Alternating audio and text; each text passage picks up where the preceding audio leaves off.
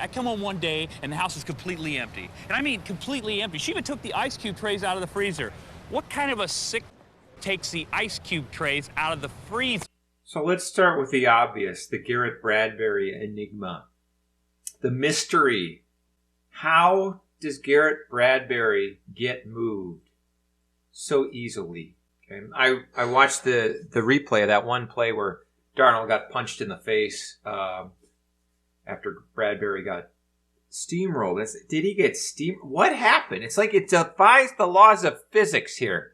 What happens with Bradbury? If we look at Newton's second law of motion, force equals mass times acceleration. Garrett Bradbury's mass, in theory, based on what I understand, it's about 150 kilograms, 300 and some pounds, 150 kilograms, right?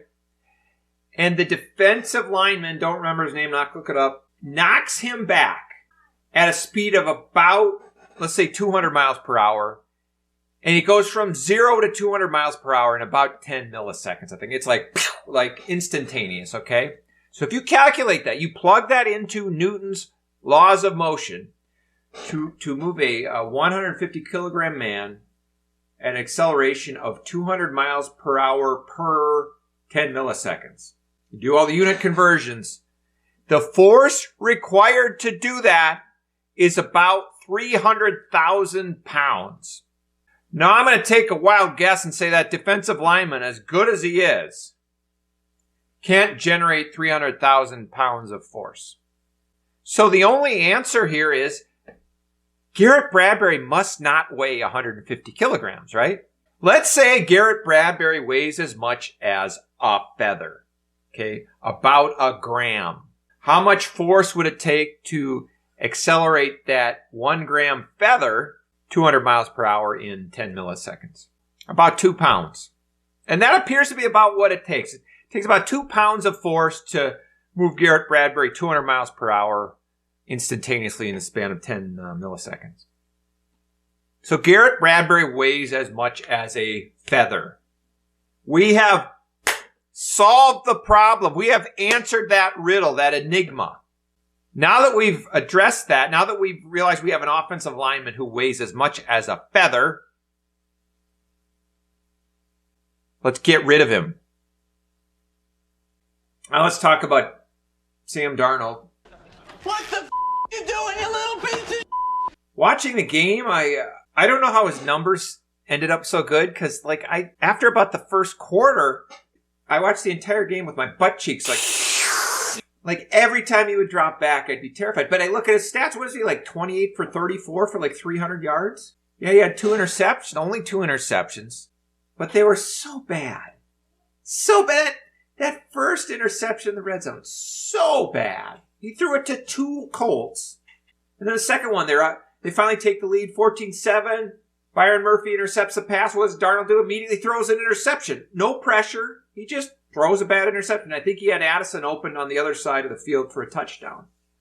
He seems to have on every play. Addison always seems to be open for a touchdown. Darnold never seems to look in his direction. But some amazing throws. Some of those dirty Darnold throws, that touchdown pass to Addison, that was filthy. He's about the streakiest player I've ever seen. He can be so piss poor and yet be so flawless. And he seems very much dependent on scripted plays where things are set up for success. He can improvise. He can escape the pocket. He can run for first downs. But when he improvises, he's just as likely to make a horrible mistake. And that's the issue. But having said that, he doesn't quit, right? He doesn't give up. He doesn't lose confidence when he makes these mistakes. He gets right back up. So I do admire him. I'm terrified every time he drops back now. But God bless him. God bless you, Mr. Darnold. It was a pretty ugly game, though, mainly because of the turnovers and Darnold getting punched in the face and it not being called again. Not super optimistic, but at least they got Addison involved. They got Hawkinson back. Aaron Jones looks great. Cam Akers looked good. Offensive line looks like the offensive line. Garrett Bradbury is... Anyway, our awards for this week. The Joe Buck Award for an idiot announcer. I don't think that ball hits the ground. That goes, of course, to Chris Collinsworth. So annoying, but so stupid, too. There was one quote. Okay, Justin Jefferson caught a pass over the middle. I think it was the first half. And Collinsworth said, quote, I could have almost predicted what they would have done with Justin Jefferson. I could have almost predicted what they would have done. I could have almost predicted what they would have done. I could have almost predicted this would happen. I could have almost predicted this if I had known what they were going to do, which I do now. So if I could go back in time, I had a time machine, I could go back and predict. I could have almost predicted this. I could have almost predicted what they would have done. I could have almost won the Super Bowl, but Garrett Bradbury was my center. My ex-wife having a fake mental breakdown award for something that happens once a week. There are a couple candidates for that. One was, of course, Sam Darnold getting punched in the face and it not being called. That happens seemingly every week now. Darnold takes a shot to the face and it's not called. But the winner was Darnold throwing a red zone interception, a really bad red zone interception when everything was kind of moving really well for the Vikings. This is like the worst one I think he's thrown. Rolling to the left, throwing across his body, and it's just, there's two Colts standing right there, right in front of Hawkinson. Just a real head scratcher. We need Darnold to kind of not do that, but I think that's him. That is what you're going to get. You're going to get really good darts. You're going to get really bad interceptions. But at least he weighs more than a feather. My butt cheek clench of the week, that was when, was it Jefferson? They threw a throwback to Jefferson, who then threw it back across the field to Aaron Jones.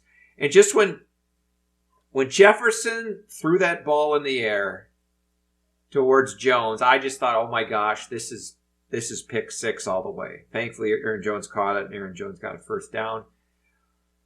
Worked out, just probably next time they run it. I'm guessing Darnold will somehow get in the way and knock the ball into a defender's hand, and it'll be a touchdown. Or Darnold will get punched in the face trying to block, and they'll call a foul on Darnold. The award for an official who almost got fired. That was, I think, in the fourth quarter. Aaron Jones ran to the sideline, left sideline, got pushed out of bounds. And as he was driven out of bounds, the defender kind of kept pushing him out of bounds. It looked like the official was he looked like he reached for his flag. He was going to throw a flag. And he's like, oh, wait, that's a Viking. You can rough up a Viking. That's because, like, if you call a unnecessary roughness in favor of the Vikings, you'll get fired, right? And I think he knew that. He's like, I don't want to get fired. I don't want to lose my job. I gotta keep ignoring these personal fouls against the guys in purple. So, and of course, the Xavier Rhodes Award for a guy who magically is hurt once he stops being effective.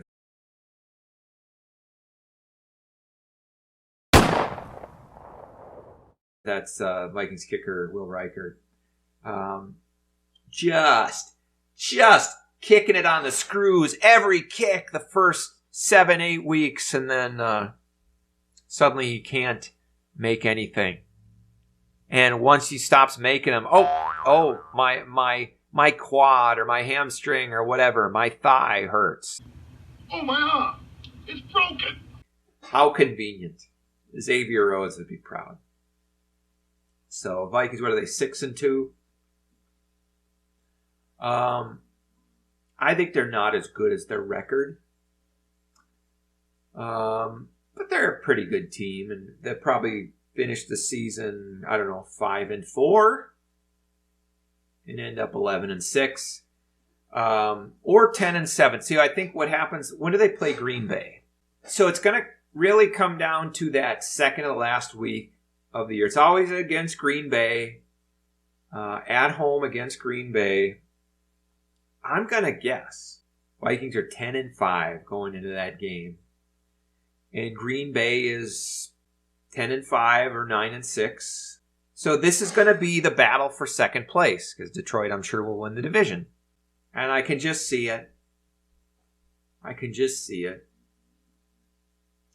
Vikings just steamroll Green Bay in that game.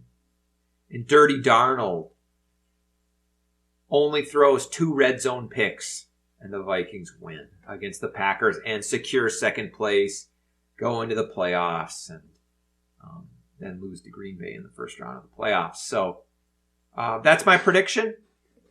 We'll see what happens. 6-2. Let's go.